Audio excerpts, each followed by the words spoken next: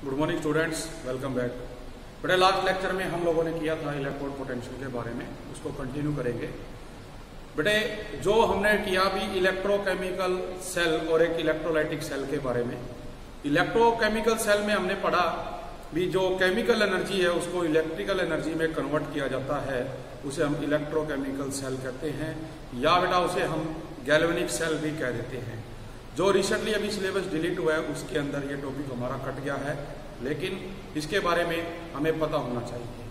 तो जो electrochemical cell है बेटा, उसको जैसे हमें पता है भी दो बीकर अलग अलग लेने पड़ेंगे, दोनों में अलग अलग इलेक्ट्रोड लेनी पड़ेंगी, इलेक्ट्रोलाइटिक सोल्यूशन भी अलग अलग लेने पड़ेंगे और हम उसमें से करंट पास करवाएंगे।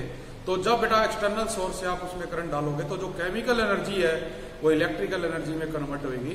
इसका जो एग्जांपल है अपने घरों में जो इन्वर्टर की बैटरीज है या ऑटोमोबाइल्स में यूज होती है, तो उससे जो रिएक्शन होती है, जो एक इलेक्ट्रोकेमिकल सेल है उसकी रिप्रेजेंटेशन किस प्रकार से की जाती है, हमें पहले वो सीखना पड़ेगा। तो अपना जो टॉपिक बेटा इसमें रहेगा आज वो यही रहेगा। सबसे पहले रिप्रेजेंटेशन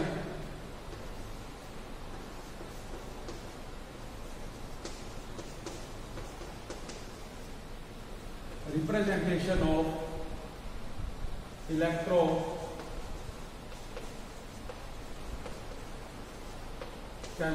सेल। तो इसमें देखिए बेटा क्या होता है, जो अपने दो इलेक्ट्रोड थे जो कैथोड और एनोड के रूप में लिए जाते हैं उनको हम लिखेंगे। तो इसमें आपको गिवन है बेटा, इसके अंदर देखिए भी हम लेते हैं जिंक, कॉपर, इलेक्ट्रोकेमिकल सेल। तो ये जो जिंक कॉपर इलेक्ट्रोकेमिकल सेल है बेटा, इसमें जो जिंक है वो तो रहेगा एनोड पे, जो कॉपर है वो कहां रहेगी, कैथोड पे। तो इसके लिए जो सेल है, अब सबसे पहले हमारी जो रिएक्शन है जिंक सॉलिड कॉपर 2+, ये बेटा आपको देगा कॉपर सॉलिड और ये क्या बनेगा, जिंक 2+। तो इसमें आप देखेंगे भी जो आपके पास कंसंट्रेशन है वो चेंज हो चुकी है। आप देख रहे हैं भी जो यहाँ C2+ है बेटा वो Cu हो गया, जो जिंक है वो जिंक 2+ में होगा। तो इसके लिए हमें जो रिप्रेजेंटेशन है सेल की वो करनी है। तो आप इसको देखो कैसे लिखेंगे बेटा, इसमें आप लिखेंगे भी Zn2+ C1 कॉपर 2+ C2 और कॉपर सॉलिड। तो इस रिएक्शन के द्वारा जो सेल है उसको बेटे ऐसे लिखा जाता है। ये जो डबल लाइन है इसका मतलब होता है साल्ट ब्रिज। मतलब जो अपना इलेक्ट्रोकेमिकल सेल है बेटा, उसमें जो ये इलेक्ट्रोड लगी हुई है, इनको तो देखो हमने कनेक्ट करवा दिया, बट जो ये इलेक्ट्रोलाइटिक सोल्यूशन है ये नहीं कनेक्ट हो पाए। तो इसे जोड़ने के लिए एक यू शेप से जो हमारे पास ट्यूब है जिसको साल्ट ब्रिज बोला जाता है वो यूज करते हैं बेटे। तो वो जो है ये चीज है बेटे, इसको हम ले रहे हैं। जो जिंक है सॉलिड था, जब उसने इलेक्ट्रॉन लॉस किए, ऑक्सीडेशन हुई, तो वो इसमें कन्वर्ट हो गया C1 कंसंट्रेशन। जबकि कॉपर की जो कंसंट्रेशन है बेटा वो क्या थी, C2, और इसने इलेक्ट्रॉन गेन किए तो किसमें चेंज हो जाएगा, कॉपर में चेंज हो जाएगा। तो इस तरह से हमें क्या करना है, जो इलेक्ट्रोकेमिकल सेल है उसकी रिप्रेजेंटेशन करनी है। इसमें जो C1 कंसंट्रेशन है वो बेटे जिंक 2+ आयन की है, और जो C2 है वो concentration of copper 2+ ion in the copper sulphate solution है बेटे। आप लिख सकते हो इसके अंदर भी जो C1 है, C1 is the concentration of zinc 2+ ions in ZnSO4, जबकि जो C2 है is the concentration of copper 2+ ions in CuSO4, copper sulphate के अंदर। तो इस तरह से अब इसके बेस पे आप देखेंगे भी हमारे पास बेटा न्यूमेरिकल्स आएंगे जिनको आप लोगों ने क्या करना है, प्रैक्टिस करनी है। इसकी कुछ एप्लीकेशंस भी दे रखी हैं। उन एप्लीकेशन में से जैसे मैं एक आपको बताना चाहूंगा बेटा, इसके अंदर जो अपने पास यूज होगा फार्मूले के रूप में वो है, जैसे आपको बताया था कि स्टैंडर्ड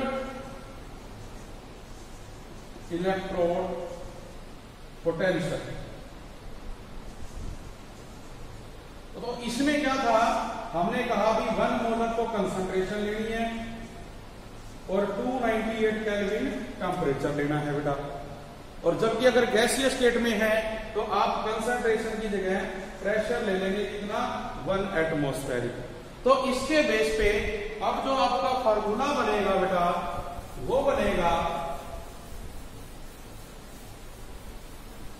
लेकिन किसी भी रिएक्शन के लिए जो फर्स्ट हमारे पास है ई सेल, वो तो बेटे पहले लिखा जाता है ई कैथोड माइनस ई एनोड। जो हमने अभी केमिकल रिएक्शन की थी उसके लिए जो इलेक्ट्रोड पोटेंशियल है बेटा सेल के लिए जो डिफरेंस होता है वो इसके बराबर है। लेकिन जब मैं बता रहा हूं ये स्टैंडर्ड है, तो स्टैंडर्ड के केस में इसके ऊपर बेटे आप क्या करोगे, ये 0 लगाओगे, E0 cell is equal to E0 cathode minus E0 anode. तो इस फार्मूले के बेस पे अपने पास न्यूमेरिकल आएंगे, वो न्यूमेरिकल बेटे आप लोगों ने क्या करने हैं, सोल्व करने हैं। जैसे कि अपने पास मान के चलते हैं कोई न्यूमेरिकल है बेटा, जैसे प्रॉब्लम हम करें एक,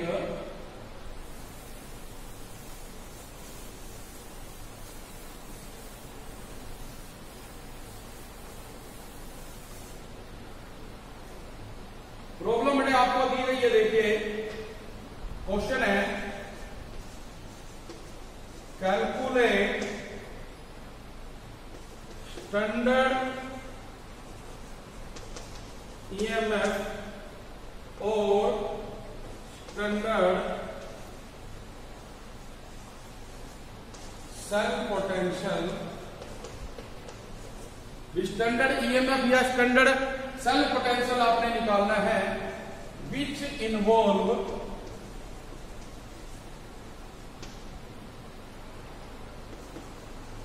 द फॉलोइंग रिएक्शन। इसे आपको दिया है, इसके अंदर Zn 2Ag plus Zn2 plus और ये हो जाएगा बेटा आपका 2Ag। यहां पर जो अपने को वैल्यू दे रखी है E0 Zn2 प्लस Zn वो है माइनस 0.76 वोल्ट और दूसरी दे रखी है बेटा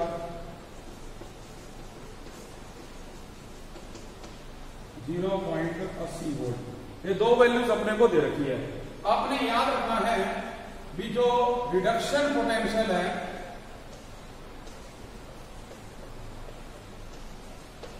वो नेगेटिव ऑक्सीडेशन पोटेंशियल के बराबर होता है, या ये कह सकते हैं कि जो ऑक्सीडेशन पोटेंशियल है वो नेगेटिव ऑफ रिडक्शन पोटेंशियल के बराबर होता है। अब जो आपके पास फार्मूला है वो याद कीजिए, E0 cell E0 cathode minus E0 anode. तो आप देख रहे हैं बेटे भी जिंक जो है वो एनोड है, इलेक्ट्रॉन लॉस कर रहा है 2 प्लस, जबकि सिल्वर गेन कर रहा है। अपने पास क्या है, ये कैथोड है बेटे और ये क्या है, एनोड है। तो आप क्या करेंगे, आप कैथोड में से जो एनोड की वैल्यू है उसको सब्ट्रैक्ट करेंगे तो आपके पास बेटे इसका आंसर आएगा। तो देखिए आप लिख रहे हैं कैथोड कितनी है बेटे 0.80 माइनस ऑफ माइनस 0.76। अब ये हो जाएगा बेटा आपका प्लस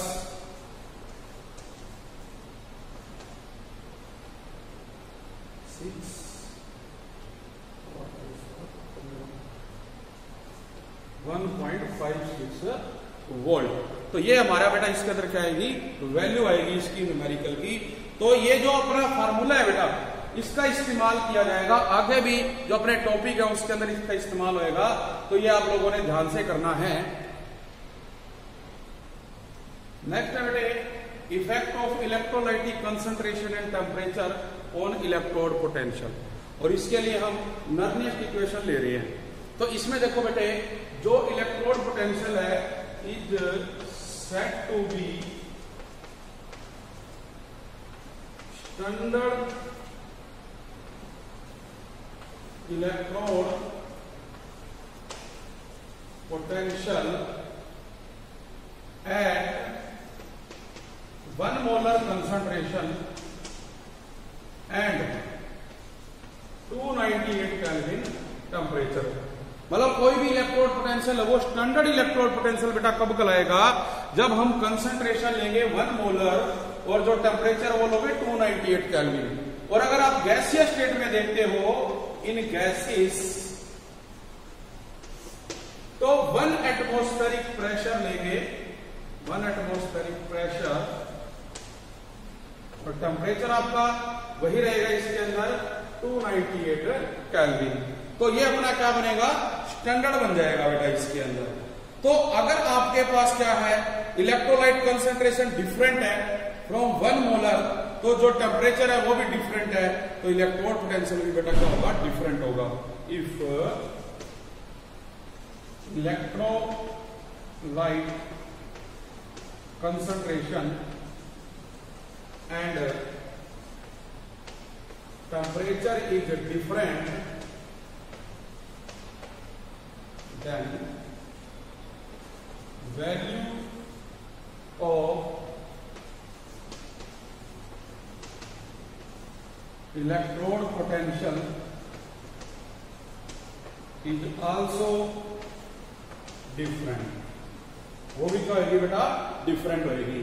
तो नर्नियस्ट इक्वेशन के द्वारा इसको जो है समझाया गया। तो इसे समझाने के लिए जब नर्नियस्ट इक्वेशन बेटा ली गई तो एक जनरल इक्वेशन ली। इन जनरल इक्वेशन जो m है बेटा अपने पास, उसने n इलेक्ट्रॉन लिए तो वो न्यूट्रलाइज होके m बनाता है। एग्जाम्पल के लिए आप कह दें कि आपके पास है Zn2+ और ये 2 इलेक्ट्रॉन लेके Zn बना देता है। तो अपने पास ये जो रिएक्शन है ये टेक प्लेस यहां पर करेगी। तो जो नर्नियस्ट इक्वेशन अब अप्लाई होगी इसके ऊपर, नाउ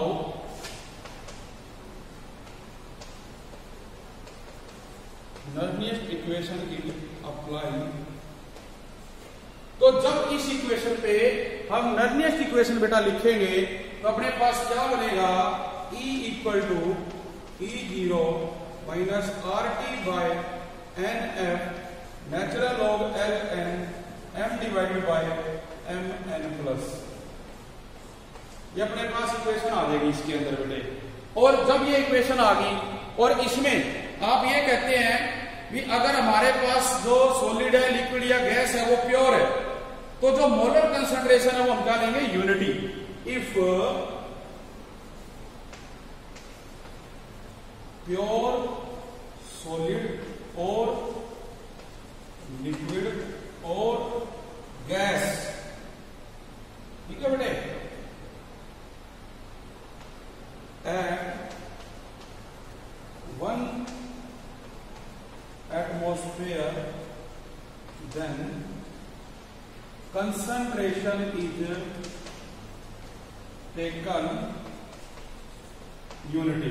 हम कंसंट्रेशन को क्या लेंगे, यूनिटी लेंगे बेटा इसके अंदर। तो आपकी कंसंट्रेशन क्या बन जाएगी, यूनिटी बन जाएगी इसके अंदर। तो अब हम देखें इस रिजल्ट को बेटा चेंज कर देंगे। अगर आप 1 रखोगे m की जगह,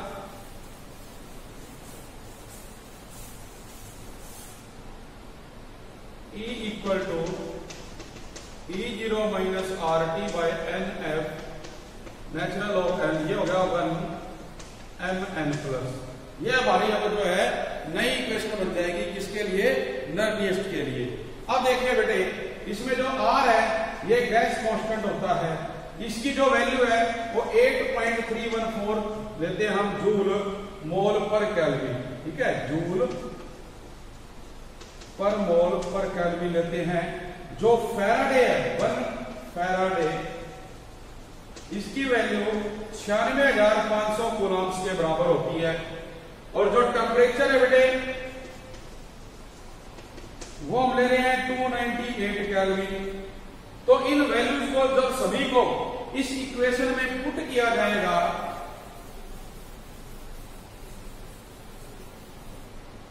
तो सोल्व होने पे ये इक्वेशन देखो बेटे जो बनेगी E equal to E0 minus 0.0591 divided by में n log ऑफ 1 बाय m n प्लस।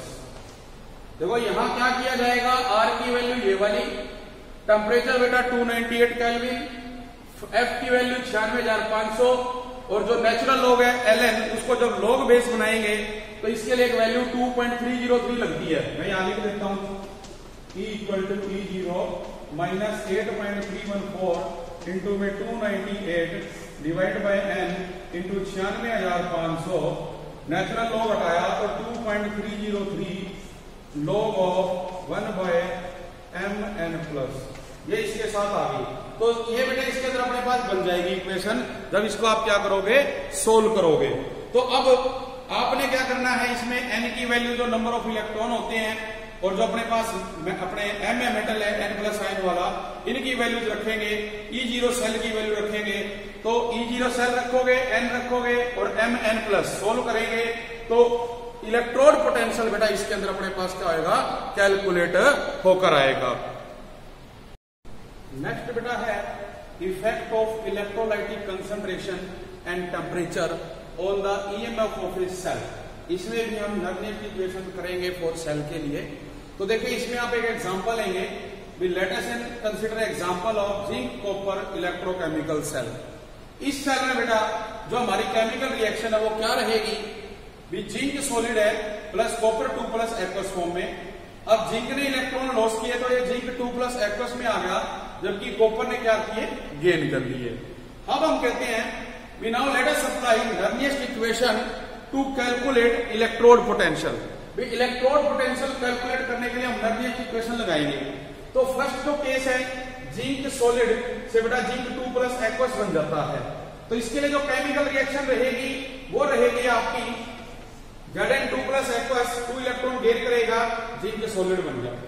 अब हम इसके लिए लिखते हैं E Zn 2 plus Zn is equal to E0 Zn 2 plus Zn minus 0.0591 by n, जो नर्निस्ट इक्वेशन के अकॉर्डिंग है log of 1 by Zn 2 plus. अब जो 2 इलेक्ट्रॉन्स है n की वैल्यू, तो हम यहाँ पे n की बजाय बेटा क्या करेंगे, 2 कर देंगे। सेम इसी तरह अपने पास जो सेकंड रिएक्शन है केमिकल कॉपर वाली बेटा, उसके लिए जब आप लिखोगे तो वो भी इसी प्रकार से लिखा जाएगा। अब हम क्या करते हैं, ये इक्वेशन 1 है मान लो, ये इक्वेशन बेटा आपकी 2 है। अपने को पता है भी जो ई सेल है वो क्या होता है, ई कैथोड माइनस ई एनोड।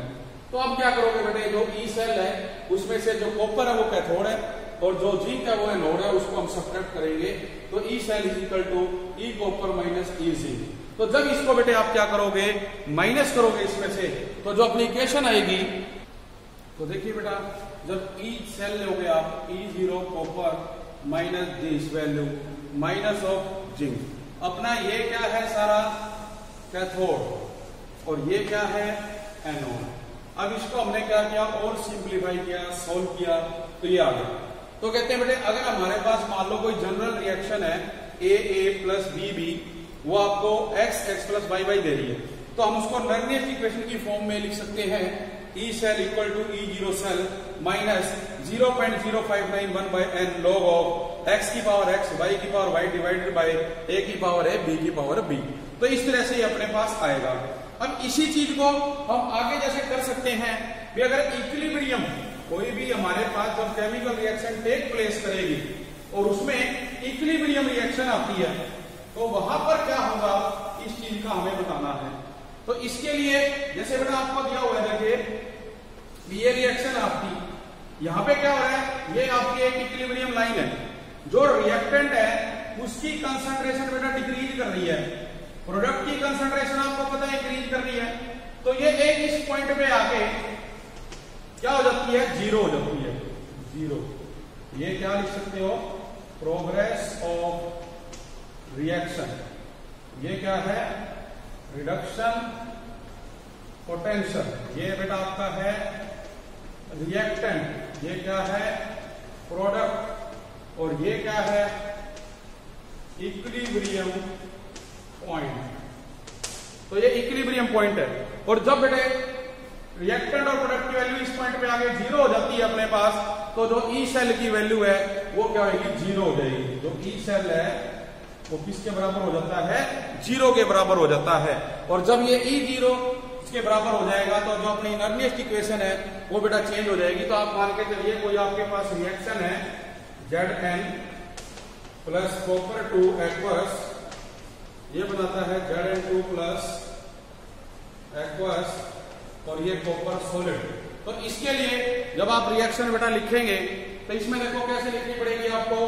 इसमें अपने पास जो पता है भी प्रोडक्ट बाय में रिएक्टेंट होता है, इक्विलिब्रियम जो कांस्टेंट आएगा Kc वो प्रोडक्ट बाय में रिएक्टेंट होगा, तो ये बनेगा Zn2 प्लस डिवाइडेड बाय में कॉपर 2 प्लस। तो जो हमने अभी पीछे बेटा एक रिजल्ट किया उसमें इस वैल्यू की जगह आप क्या करेंगे, Kc की वैल्यू पुट कर देंगे। तो वो अपने को बेटा उसने वहां पे क्या है दिया हुआ है। तो अपने पास देखो ई सेल जीरो होगी, Kc आ गया, तो आपके पास जो इनर्नियस्ट इक्वेशन है वो बनेगी zero E zero cell minus 0.0591 by n log of Kc। अब अपने पास ये इक्वेशन बनेगी नहीं, इसको उठा के उधर ले जाओ तो जो ई जीरो सेल है वो किसके बराबर आएगा, 0.059 by n log of Kc के बराबर आ गया। ये एक नया रिजल्ट आ गया इसके अंदर, ठीक है। तो ये चीज अपने पास आएगी इसमें। जो अपने पास टॉपिक क्या था, equilibrium constant, equilibrium constant and Nernst equation. जो नर्नियस्ट इक्वेशन है उसके लिए। अब इसी केस में अपने पास बड़ा एक रिजल्ट और होता है जिसको आप क्या कहते हैं, Gibbs free energy and cell potential. तो वो जो गिब्स फ्री एनर्जी और सेल पोटेंशियल है उसके अंदर हम ये जो log Kc की वैल्यू है ये कैलकुलेट कर सकते हैं।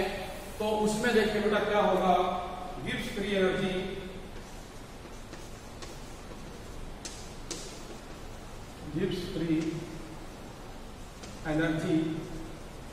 And cell potential. इसमें आप देखेंगे भी जो सबसे पहले अपने गिब्स की एनर्जी है बेटा वो लेनी पड़ेगी। तो जो Gibbs delta G naught is equal to minus NF E zero cell के बराबर होती है बेटे, जो अपनी इक्वेशन है गिब्स की एनर्जी की। बट आपको पता है जो ई जीरो सेल है वो बेटे आपको पता है इसके बराबर है 0.0591 n log ऑफ Kc के। तो हम ये वैल्यू यहाँ पुट कर सकते हैं। But E zero cell 0.059 n log of Kc, इसलिए जो डेल्टा जी नॉट है वो minus NF 0.0591 by n log of Kc। n से n कट गया, आप फैराडे की वैल्यू यहाँ पे रख सकते हो बेटे। तो अपने पास तो ये क्या रहेगा, यहाँ पे जो रिजल्ट इसके अंदर आपका बन जाएगा वो इसको आगे सोल्व कर लेंगे आप। जो वैल्यू आएगी तो आप इसको सोल्व करेंगे, इक्वेशन बन जाएगी बेटे आपकी इसके अंदर। तो इससे क्या होगा, आपका जो रिजल्ट है वो कैलकुलेट कर पाओगे। तो इस तरह से क्या रहेगा, ये जो गिब्स फ्री एनर्जी है वो बेटे हम कैलकुलेट करेंगे। इसके बेस पे भी बहुत सारे जो न्यूमेरिकल है वो आप लोगों को दे रखे हैं। तो ये आप लोगों ने बेटा जो है सारे टॉपिक के जो न्यूमेरिकल है उनकी प्रैक्टिस करनी है। आज के लिए इतना ही। Thank you very much.